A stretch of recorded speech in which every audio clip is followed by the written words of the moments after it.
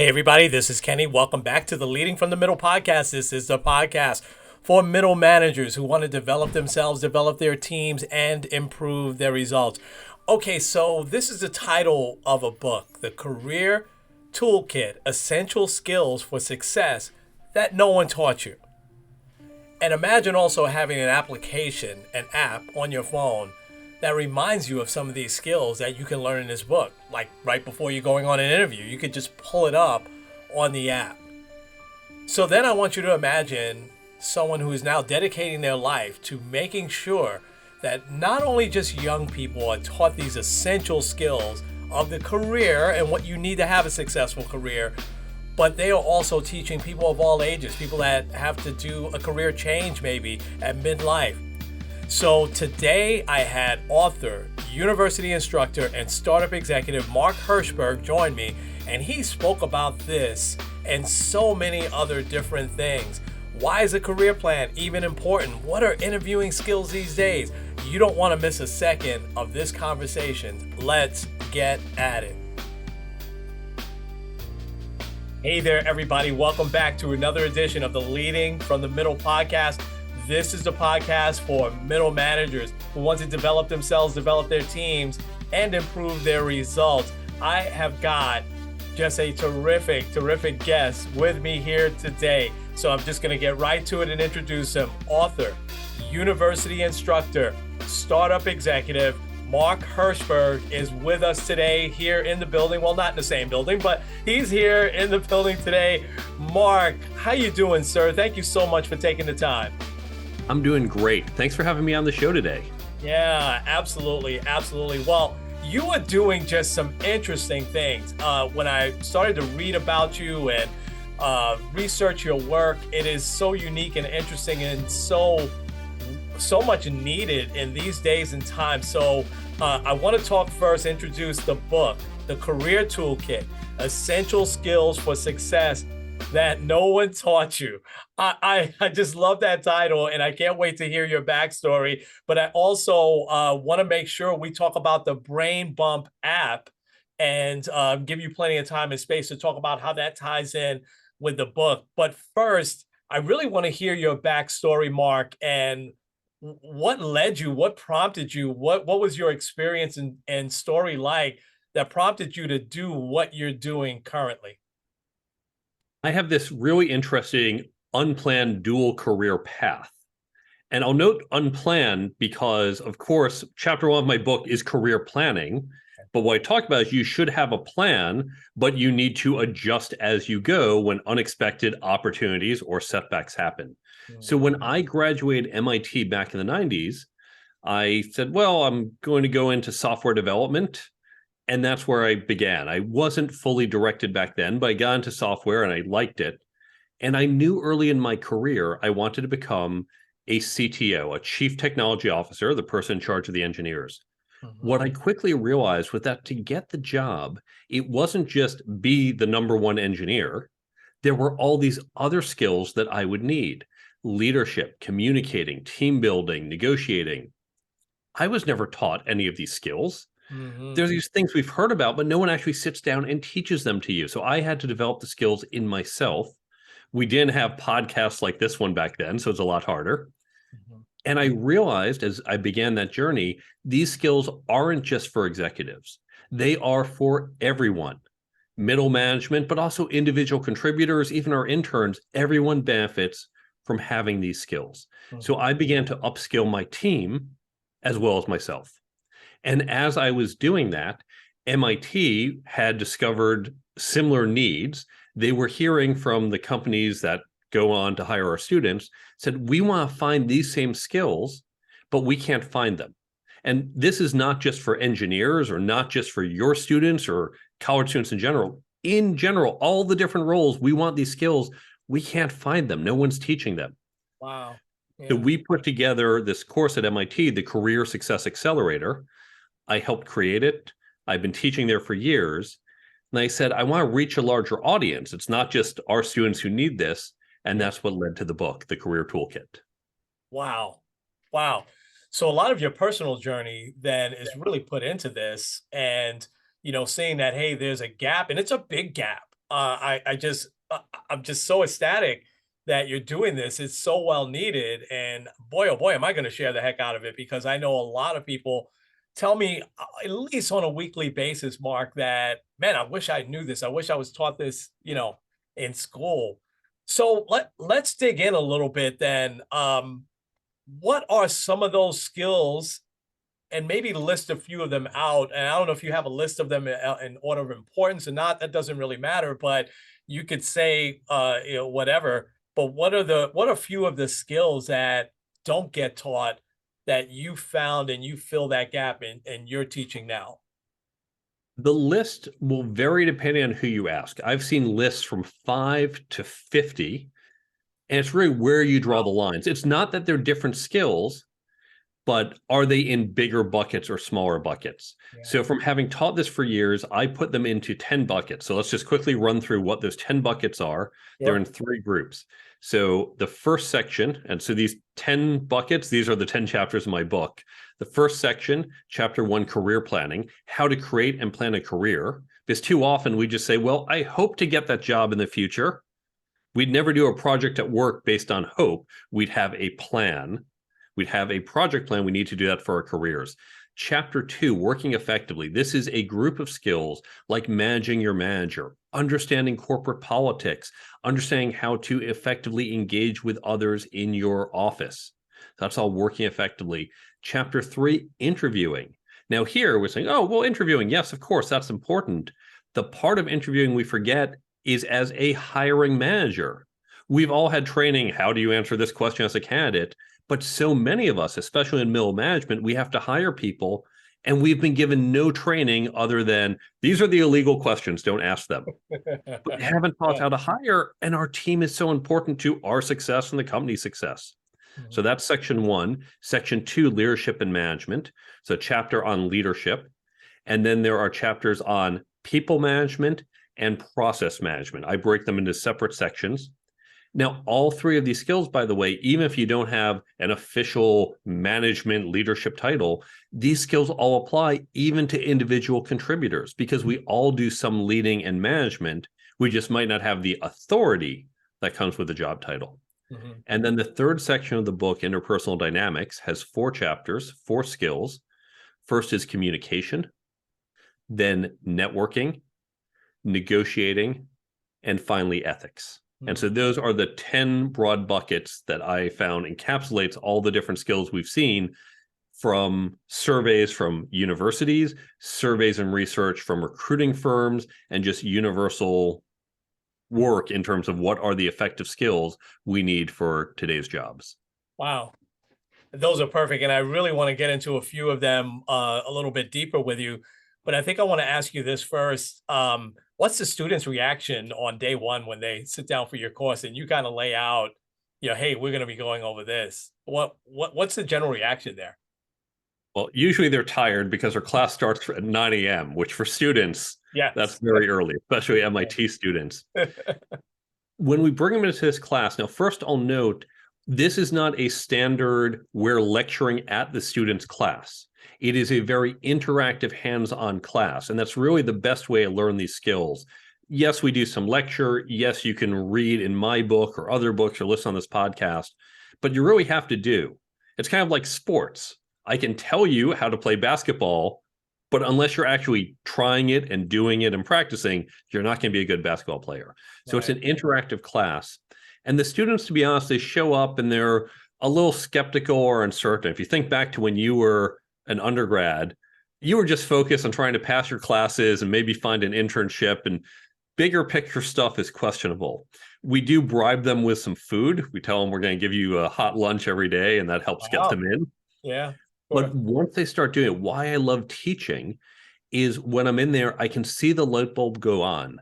Because the students, if you think about what you did in college or high school, you were told, here is a tool, here is a formula to use in chemistry. Now, here are some chemistry questions, apply the formula and get the answer.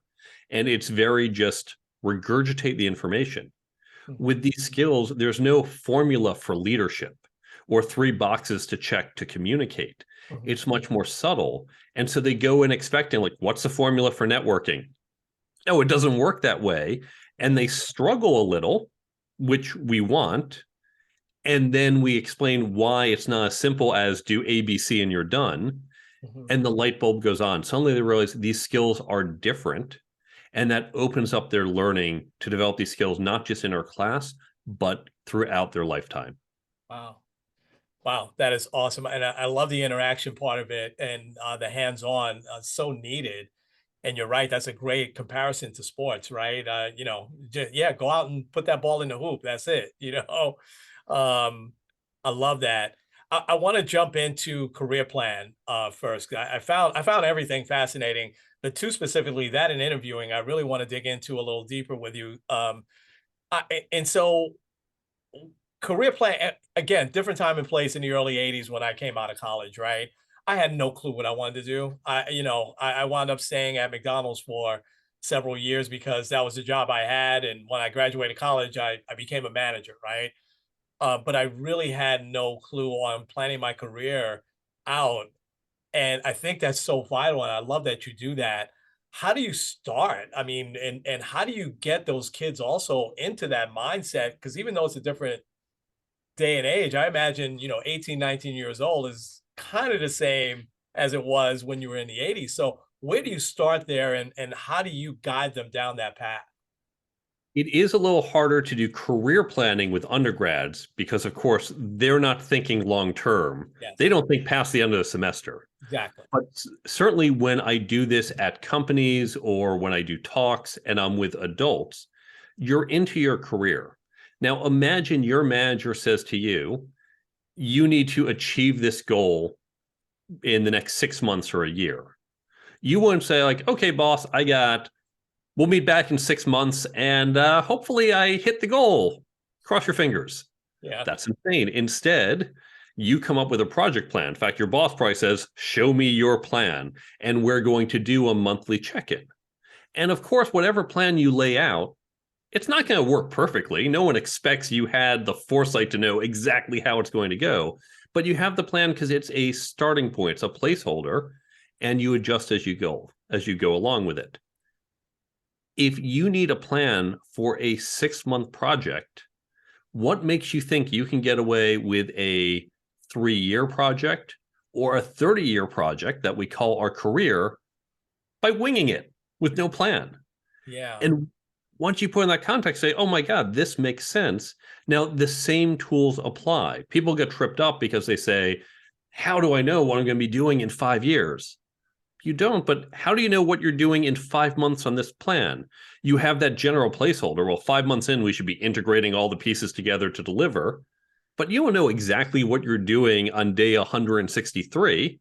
Just have a general idea. You don't know exactly what you're doing in year 5, but you know that if you want to get promoted in year 6, there's certain things you have to do. You have to achieve certain goals, demonstrate certain skills. What are you going to focus on in year 2 and 3 versus year 4 and 5? So Mhm. we're going to use the same techniques to plan out our career and increase our chance of success. Wow. I love that. And it is it's such great advice. And because I think that most of us do wing it, I'm raising my hand twice here. I've been guilty of that several times. Uh, when you come across, and I would imagine you come across this more when you're going over this with the adult folks that are already in their career. Do you find a lot of people change career path right midstream? And if so, what's some advice you give to them? It's very common to do a pivot. Don't Mhm. be afraid of the pivot. But the same advice applies whether you're doing a pivot or you're staying within your industry or career track or whatever. The key is you're at a certain place and you want to be somewhere else in the future. Again, to think of this like our project plans, we say, well, we're here, we have these resources, these capabilities, we want to be there. What are the individual steps? What do we have to do in the next quarter, 2 quarters out, 3 quarters out? So at the end of Q4, then we have achieved everything. And same thing with the job. I am here. I have a certain set of experience and skills for that next job, whether it's a next rung up the ladder or whether it's on a completely different ladder if I do a pivot. what is that gap? What are the additional skills and experience that I need to be qualified to do that role, to get the job and be able to execute it? Okay, between now and when I get the job, how do I break up those things so I can achieve them and then be ready for the job in 2 years, 5 years, or whenever it's appropriate? Yeah. That is so important that you do that, because I was speaking to someone the other day that was also going through kind of a midlife thing and wanted to change careers. And they said, I think all these 10, 12 years, I think it was, they were with a specific company. That's just a waste. And I wish you had been in front of them because you said, wait a second, take those skills that you've learned. There's going to be some things in this career that'll apply to the next one. It's so important for people to hear that. And then it sounds like with your plan, you get a lot more specific, to really drive that person towards there. But I love that you said, don't be afraid of the pivot. How do people really get past that? It can be a little scary, but Yeah. first, you have this plan, so you're not just jumping blindly. Yeah. Second, consider it may be multiple steps.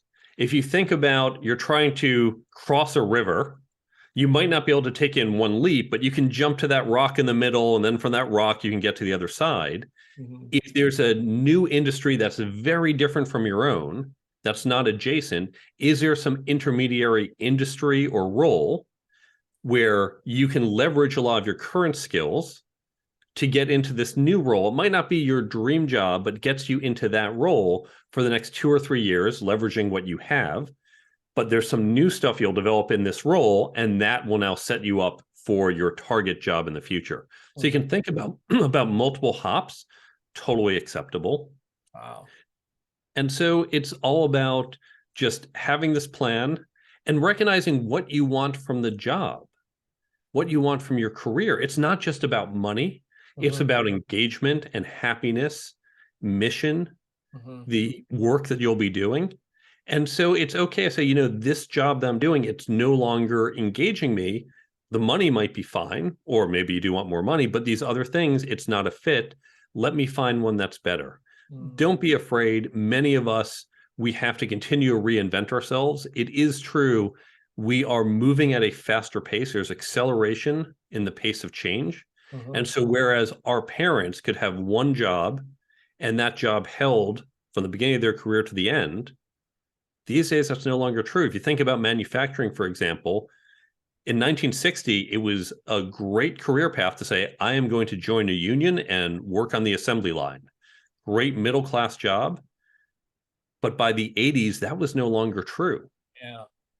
And so we have to recognize we have to change and reinvent ourselves, and the pace of that is happening faster. Yeah. Wow. That is some fascinating advice. That's great. I love it. So this is a good segue because you're talking about change. I really want to get into interviewing from both perspectives, right? The person looking for the job and the interviewer. Um, Talk about the person looking for the job for a second, but let me start with asking you this. Everything that I've seen and people that I've talked to lately have really the interview itself has really changed, has gone to a much more informal type status. Are you finding that? And if so, how does that play into some of the advice that you give folks that are the interviewee? It's gotten informal in terms of process or methodology, but Mhm. hasn't changed what we're trying to achieve. So it's Mhm. gotten more informal. If you just think about the nature of our world, it used to be you came into work, and if you were working from home, you say, "Oh, sorry about my screaming kids."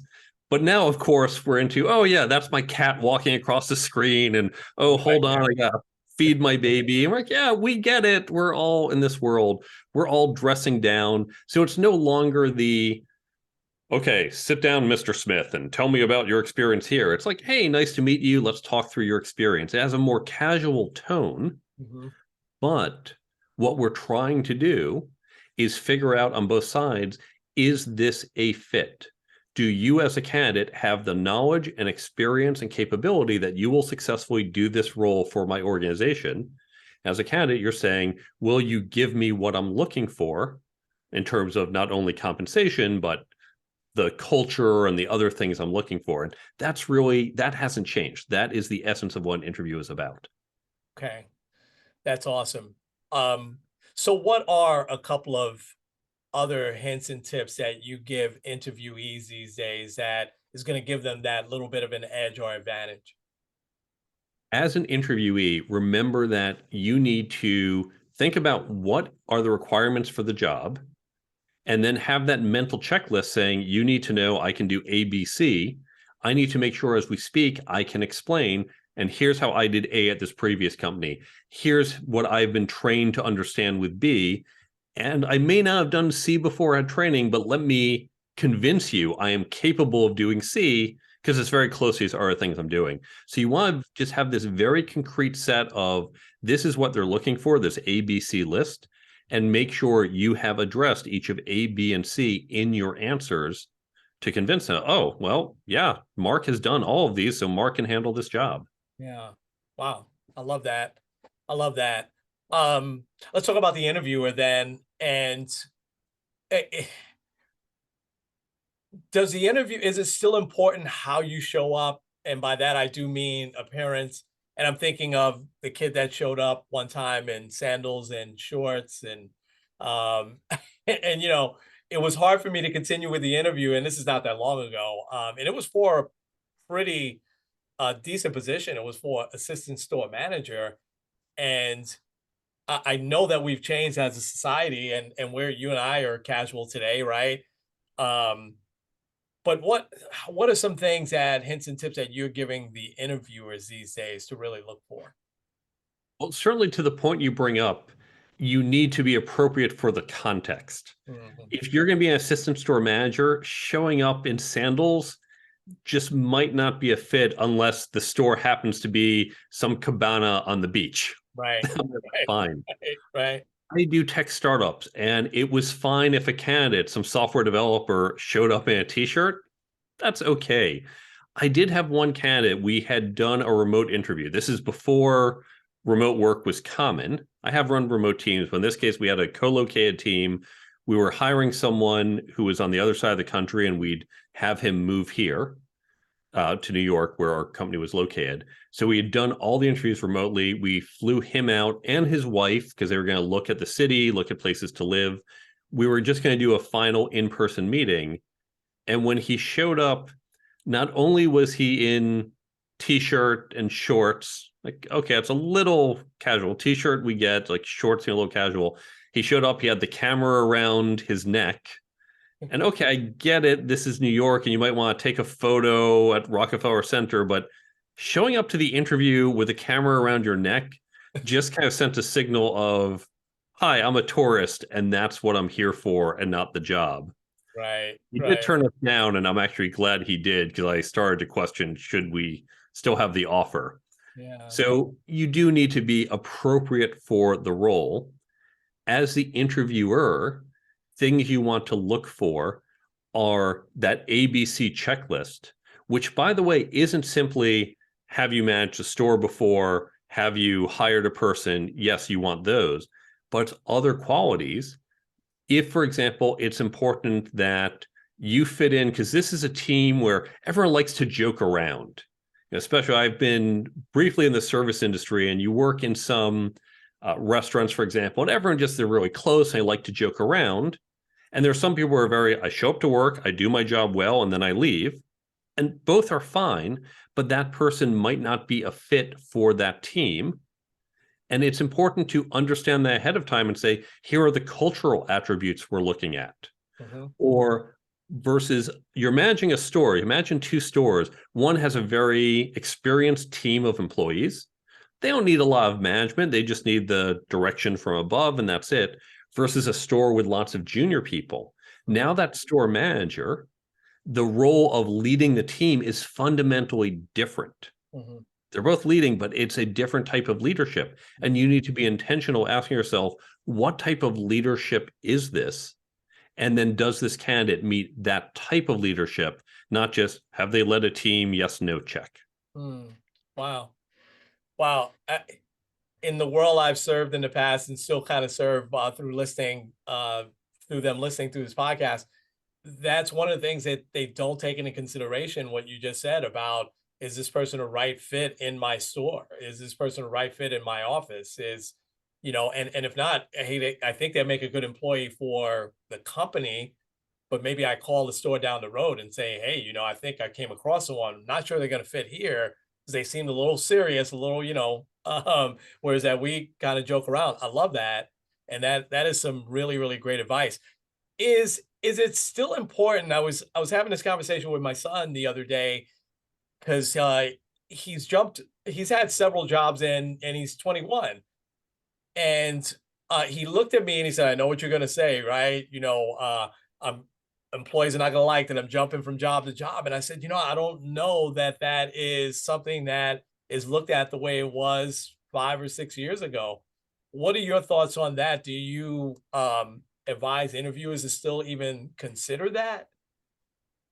I do. Now, certainly when you go from our parents' generation to our generation to our kids' generation, Hmm. very different. Hmm. If our parents changed jobs even every 4 years or so, Oh, that would have been a big red flag. yeah. Yeah.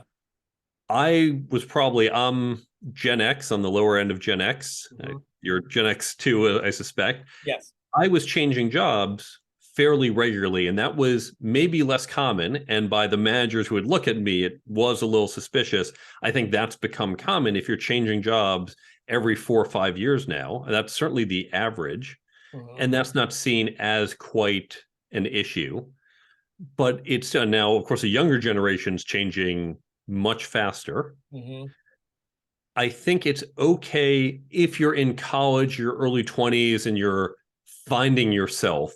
Hmm. People are understandable, especially with the younger generation, that you're figuring things out and what was or wasn't a fit. But certainly down the road, if you're, let's say, in your late 20s, I'm looking to hire you. I am thinking as a hiring manager, do I need to replace you in 18 months versus you're going to be here even 3 or 4 years? Hmm. I honestly, usually I work for tech startups. At 4 years out, who the heck knows what the company's doing? Yeah. I don't think beyond that. Bigger companies may. Yeah. But if I need to replace you in 12 or 18 months, that's a cost to me. That's the time of me and my team to interview, the time to train someone up. And I have to take that into account of your ability to deliver value to the company. Mm. Interesting. Interesting. What an interesting take on it.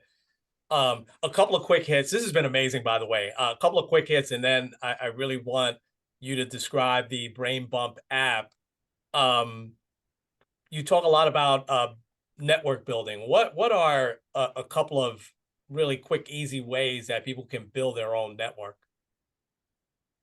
Bring diversity into your network. I meet so many people who say, well, I work in this industry and you don't. So why would I really want to engage with you? You Sure. can't help. But you never know who people know. When you bring someone into your network, it's not just them, it's people in their extended network. And maybe my spouse works in your industry, or maybe her second cousin works in your industry and can be a connection for you, and you don't know that. So don't just look at someone transactionally and say, what can you yourself do? It's their whole network, it's where they'll be in the future. So I look at everyone and say, you would be someone great to have in my network. Let's meet, let's build the relationship. I'm not just saying, what can you do for me here and now? Mhm.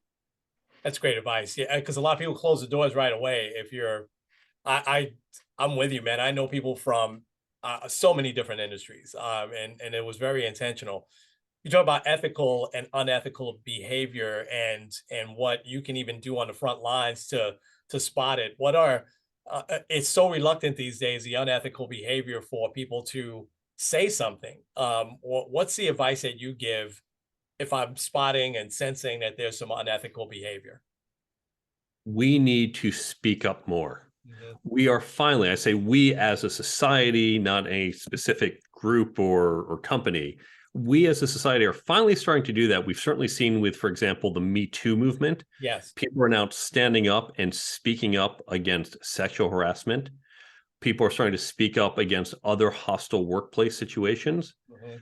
But there's still a long way to go, both on those fronts and others. Now, it can be scary to be the first person to stand up, and there are cultures where you might get punished for that. So, Mhm. one easy thing you can do, if you see something that doesn't make you comfortable, talk to a few people privately, people you know, and ask, how do you feel about this?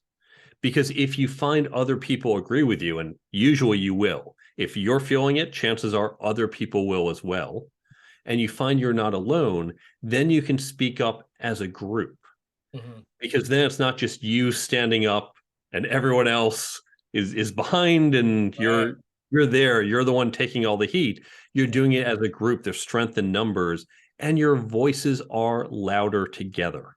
Wow. So quietly, privately talk to others and then together go and raise this issue. Wow. Never thought of that. That is so powerful. I can remember I can't tell you how many times, unfortunately, in my career, I had to let someone go for unethical behavior. And when the next day, if I had to tell the team, I would never tell them why. Hey, this person's not with us any longer. They say, yeah, we all knew. Like, what? But you didn't say anything, to me. Yeah, no, we didn't think it was our place. I love that. It's strength in numbers. And I think that's just phenomenal advice. And Uh, encourage in your culture. You brought up people said we didn't think it's our place. yeah, Tell them it's okay. yeah. One of the things I do when I join a company and I meet my team for the first time, I tell them what's acceptable behavior. And one of the things I say is everyone should feel free to challenge any idea, including mine. I want to encourage you to say, Mark, I think you're wrong. Now, Mhm, we're talking about business activities, but on the ethical front, say, if you see an ethical concern, come talk to me. mhm. Or if you're not comfortable yet, talk to others first and then come as a group. But it is acceptable for you to raise this concern. So we need to open the door and set the rules so people know we can have those conversations and they don't stay silent. Absolutely. Love that. Love that. Okay. Man, I could talk to you all day. But I want to be respectful about time, of your time especially. Um, Talk a little bit about this Brain Bump app. What does that do in conjunction with the book? And by the way, I signed up for your newsletter, so I want folks to sign up for the newsletter as well as get the book. But talk a little bit about the app because it sounds like they should get that also. You should absolutely get the completely free app. One of the challenges we have when we read a book is you say, oh, that's great. And then you forget it all. That's not helpful. Or even listening to a podcast or going to a talk, because where we read the information isn't where we need the information and it's lost. For Mhm. example, the networking tips in my book, you're probably going to read that saying at home. 2 months later, you're at a conference. That's where you need them, but you forgot them. Yeah. So the Brain Bump app, completely free, it works as a combination of a book summary app, a flashcard app, and a daily affirmation app. It takes the key ideas from books. Now, my book is in there, but we have other books, other blogs, podcasts, talks, classes, and it's an ever growing set. We're like a streaming service, always adding new content, Mhm. all free. And so you've got the tips in there. So it's like a flashcard app in that you have these little tip cards, not Q&A, just here's the tip, here's the takeaway. Typically something that's a couple sentences is what you might have highlighted if you read the book. Those are all tip cards and they're all tagged by topic. So you can set it up as you're going into that conference. You say, click, pull up things tagged networking. There are all the tips and quickly flip through them right before you walk in the door so they're top of mind. Mhm. Or you can say, I'm a new manager and there's so much to learn. I don't know exactly when I need to know each technique. I don't want to forget this. And that's the problem. If you're not using it, you might forget. So this is where you can set up the daily affirmation. You get this daily reminder. You don't even need to open the app. 9 a.m. each day as you walk into the office, you set up for a management tip or a team building tip or whatever was relevant to you then. Mhm. And on your phone, you get the little push. You see, oh, right, that's the tip. Great. Swipe, done. Takes 2 seconds a day, but by seeing it over and over, it stays top of mind. We'll never send you notifications you didn't ask for. We don't want to bother you because that's annoying. This is when you say at this time, I want this type of information, then it's relevant and helpful. And that's going to help you retain what you read or heard. And so that's all part of the Brain Bump app. It is completely free. Wow. Okay, I'm going to download it and I'll be sharing that info out with so many people. That's amazing. I love that. I can't wait to dig into it. Mark, this has been fantastic. How else can people reach you? I'm going to give you two websites. For the book, the website is thecareertoolkitbook.com. And on that website, you can see more about the book. Get in touch with me, follow me on social media. We have a whole free resources page. I put out a weekly blog, and you can follow links to buy it on Amazon or elsewhere. So lots of great resources. There's also a link to the Brain Bump app from that website. But if you want to go to the Brain Bump app directly, go to brainbumpapp.com. Just one word, brainbumpapp.com. And from that website, there's a 90-second video that shows how the app works. There are links you can follow to get for free from the Android or iPhone store. You can get my books tips on there. You can get tips from other books, podcasts, and other sources to help you in your career and your business. All of that is at brainbumpapp.com. Awesome. Awesome. Awesome. And I will post that when we post this out there. Mark, this has been fascinating. I'd love to talk to you again because I feel like there was so many other, I think I just hit 2 of the 10. There was so many other things that I'd love to talk to you about, but thank you so much for your time today. Amazing, amazing advice. Keep doing what you're doing. Oh my gosh, it is so needed. And I hope more and more and more and more schools, take your program and put it into place. And, it is absolutely 100% needed. So thank you so much for what you're doing. Quite welcome. Thank you for having me on the show today. Oh, it's my pleasure. Thank you, folks. This has been Kenny and Mark. This has been the Leading from the Middle podcast. We'll talk to you real soon.